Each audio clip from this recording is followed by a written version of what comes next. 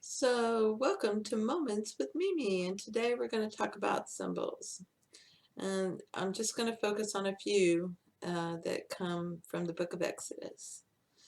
So, the book of Exodus is you're exiting, uh, which is what Exodus means. You're leaving the objective world and you've left it behind. And Pharaoh represents your objective side, and you and Pharaoh are having a talk. Is no different than when Jesus is talking to Pontius Pilate. Pontius Pilate represents the objective world, and Jesus is the imaginative side of you. So Pontius Pilate is the objective side of you. You believe in him. So these two sides are, I'm gonna get you. I'm gonna get you. Who's gonna get you? Hoo hoo hoo hoo. And really, you're fighting yourself. So Moses is a man. Moses means to draw out of. Moses takes his shoes off and climbs the mountain. The mountain represents your mind. And when you take your shoes off, then you are meditating. So you're meditating, you've gone within. And what do you see is a bush on fire that does not burn. That comes right out of imagination. So he wants to know who God is, and God tells him, I am that. I am. I'm aware of being drawn out of man's imagination. I am consciousness. So it's the two, imagination and consciousness, and then the third, the man. So that is what Moses symbolizes. He symbolizes you, and that when you meditate and imagine, then that is drawn out of you and presented to you. That's what Moses represents. He's a symbol. So when Moses rejects the outside world, he rejects Pharaoh, he rejects all of that, and he's come to Pharaoh, he's turned to the objective world and said, I don't believe that anymore. I don't believe that anymore. I don't believe that, and I don't believe that, and I don't believe that. I don't believe that anymore. All this crap that you own me and I owe you, and I have to pay for that,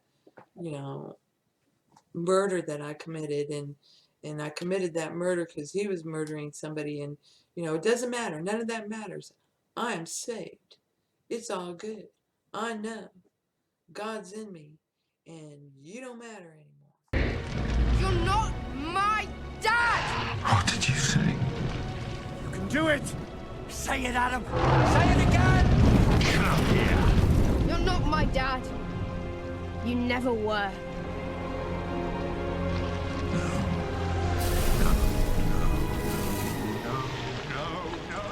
He goes within to his home, and the blood of the lamb on the lintel in the doorway is, you can't hurt me. This is the blood of God. It's love. That's what that is. And I'm surrounded by love. You cannot harm me. We're saying goodbye to you. We're eating this bitter food, this unleavened bread, because we're in a hurry to get out of here, which really is, we're leaving all these objective things behind. And even if they're half-baked, they're gone. We're not, no. And we're going to imagination land. I'm going to imagination. That is what that means. So then you head out. And you have a doubt. You have a worry. And here comes Pharaoh. Here he comes. It's coming to get you. You thought about me. Here I come. I'm gonna get you. And you've gone back. No, you're not. No, I'm turning to God. I don't care how crazy he is. The sea is parting. Water represents the physical world. You're gonna move aside. I'm crossing. And then you get to the other side, and the waters, physical world, closes down onto Pharaoh and all those thoughts and beliefs that you had, and they're washed away, gone, dead, kapooey. See you later. Ain't happening. And now Moses is in the desert, and the desert represents that place of discovering what's going, what you're going to keep and what you're not going to keep. And he goes up to talk to God. So he goes within, and he's decided, this is my story, and I'm sticking to it.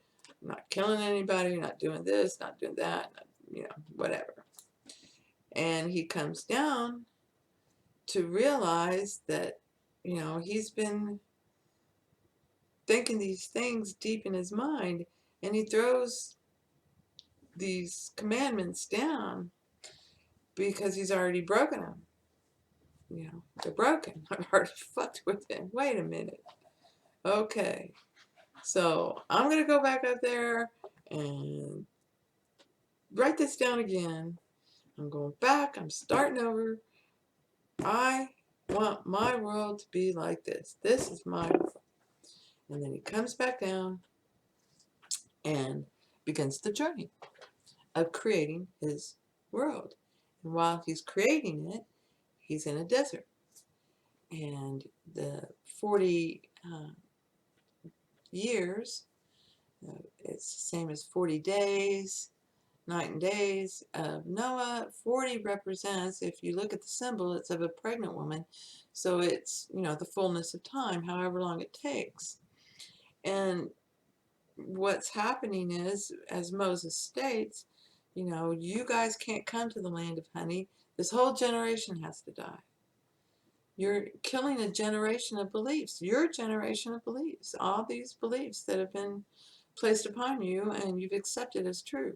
So now you're pulling that boogeyman out from under the bed and saying, get out of here. You're opening the closet and saying, look at the light. You don't exist anymore. See ya. And these beliefs die a death, and they all die off. And now that you love yourself and you stopped judging yourself, now you're in the right frame of mind to enter the land of honey, which is what you wanted all along. I want plenty. I want it to always be there for me.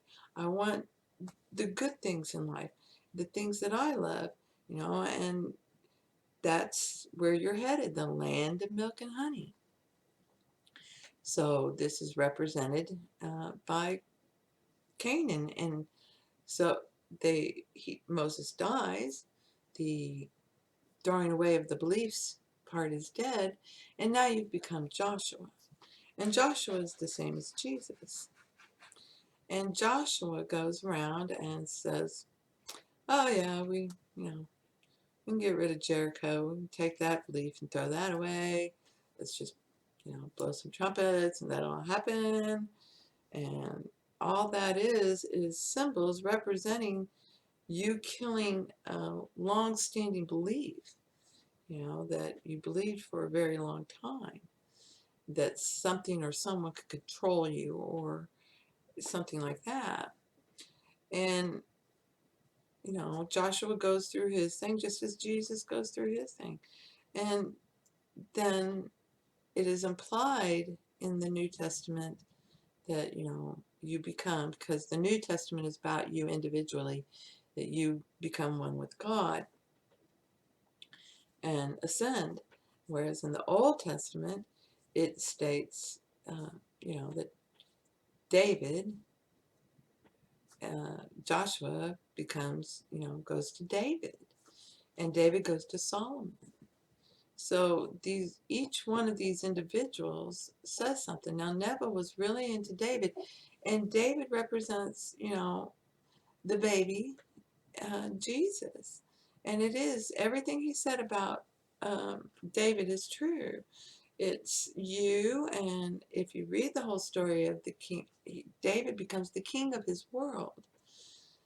But David evolves further, and Neville doesn't really get into this. And he becomes Solomon. Solomon is his second child, his imagination child. Solomon wanted one thing from God: wisdom.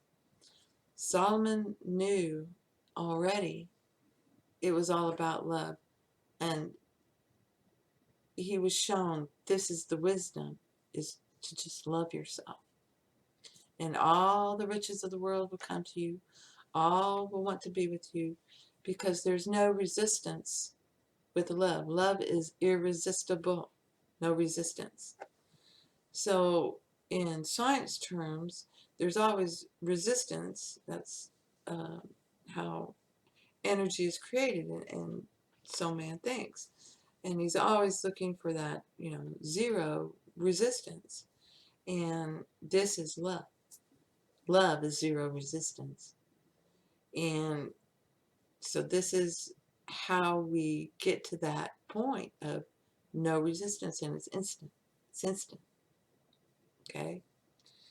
So the symbols in the Bible are important to understand so that you're comprehending what you're reading, because you're reading it from a subjective standpoint, not an objective standpoint, and then the proper feelings can come into play. So I highly recommend reading the Song of Solomon, understanding that you are Solomon, and you are singing about making love with your imagination and yourself, and you've fallen in love with yourself, and it's just beautiful. Now, objective man will say, isn't that pornography?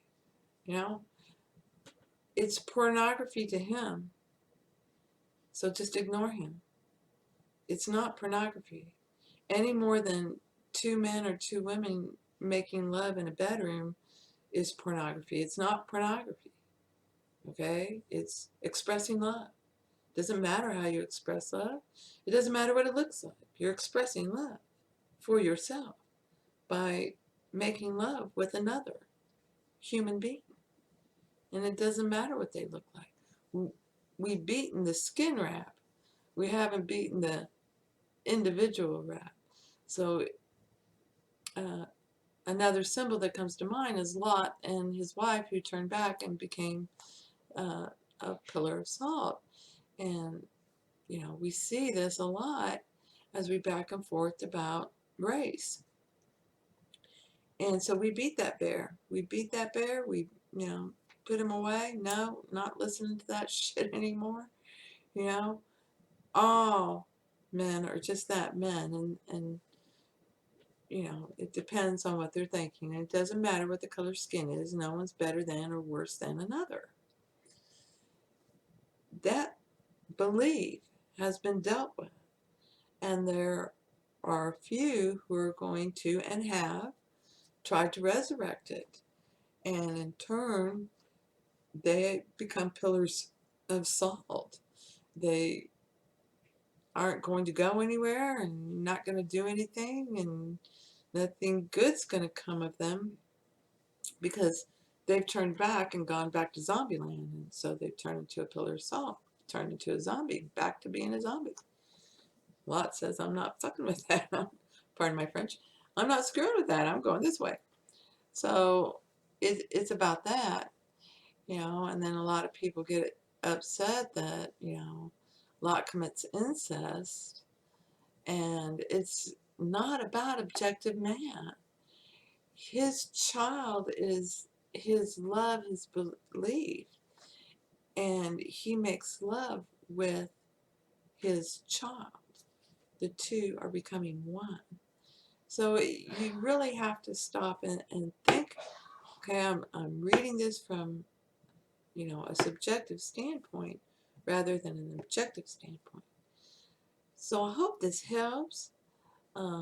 there's a million of the symbols. If there's some, a story in particular you'd like me to get into, just, let me know and I'll work on that.